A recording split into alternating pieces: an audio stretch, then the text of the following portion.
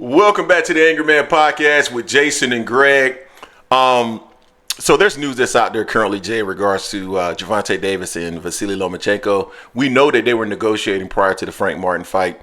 And so now news is out there that the fight has been finalized and that it's going to take place in November. Now, there isn't an official announcement of that. We know that Frank Martin, that fight had gotten leaked and rumored for quite some time and hadn't been officially announced.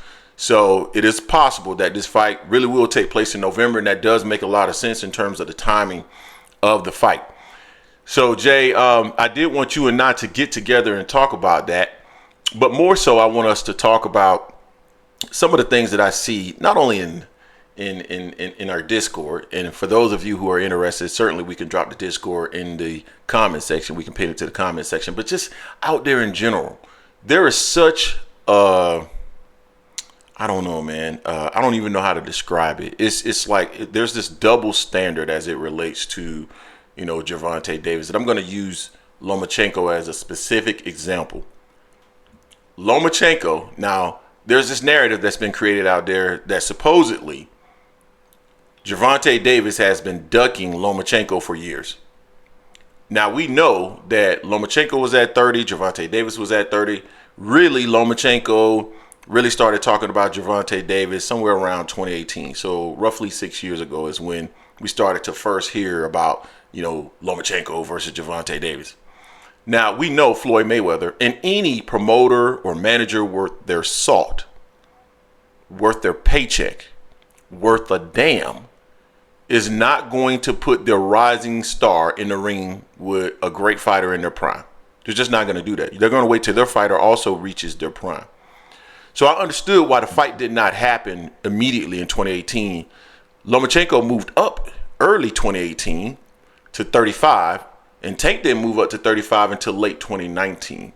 So at most, the fight was going to happen somewhere, I don't know, starting in 2020.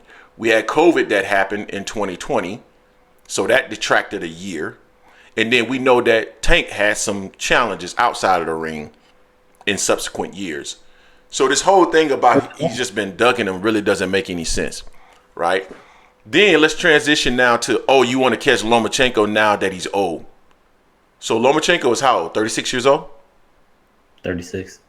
Isn't that the same age as Terrence Crawford? Yep, and younger than Usyk. But Terrence Crawford is the best fighter in the world currently, as far as I'm concerned. And many people have Usyk as the best fighter in the world, but at least in the top three. But yet they're not old. But somehow, Lomachenko is old. Last year, and maybe late 2022, we heard Shakur Stevenson calling for Loma. No one talked about him being old.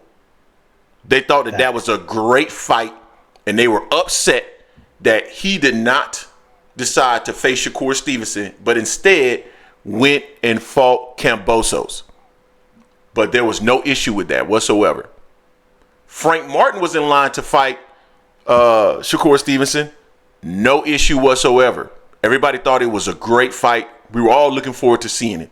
Gervonta Davis fights Frank Martin, and who has he fought? He ain't fought nobody.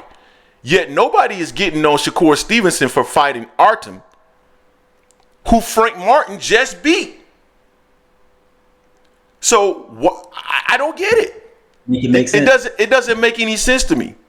So this, to me, right now, this is the biggest fight that you can make at lightweight in terms of revenue, because Shakur still hasn't been on pay-per-view. Now, is it the biggest fight that you can make at 35 in terms of competition? No.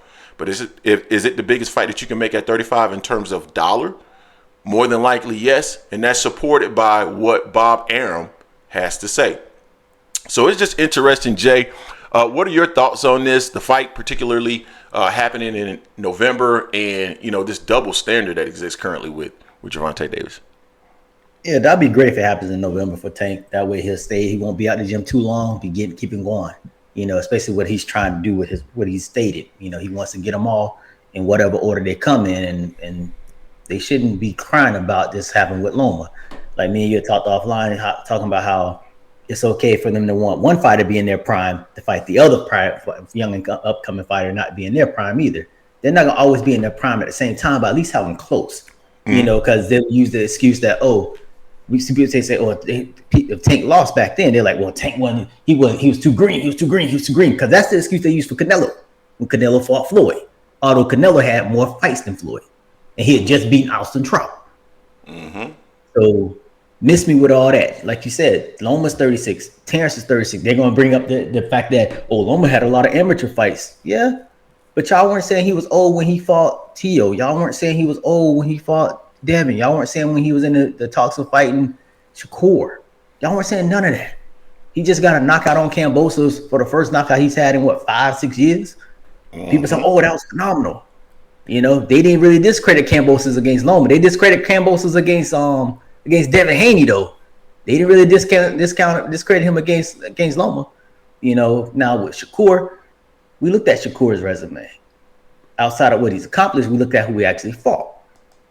Best fight on his resume is what? Valdez, who was a little dude, because truth be told, Shakur was weight bullying back then. That's why he lost his belt on the scales. He didn't even try. People forget about it. He was 2 pounds overweight? Or something like that. He's like, "Well, I can't get in, lost some pump there. I'm just gonna lose a belt." I think he was like a pound over. I think he came in at 131 and some change. But the fact that he was over and he didn't even try to get down, he knew he couldn't get down. You know, he was bullying those little guys because when he fought against Valdez, he looked huge. You know, but Tank, on the other hand, Tank's just irresponsible. He doesn't take it seriously. Tank takes it seriously now. He say he's matured. It showed his last fight against Frank Martin when he came in at 133 and some change. He was well in shape before the camp even started. He was at 138. So let's just keep it a buck and just know it's different rules for different fighters.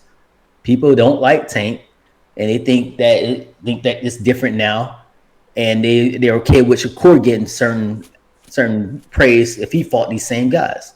Just keep it a buck. It will be a good fight with Tank for fighting Lomachenko, Frank, just like it would have been a good fight for Shakur fighting both of those fighters as well. Stop moving the goalposts. Keep it a buck. You just don't like Tank because Tank knocked out your favorite fighter. Yeah, that's my issue. Don't move the goalposts. And it's so clear that they're moving the goalposts, right? You know, Devin Haney fought Lomachenko back in May of 2023. Got full credit for it.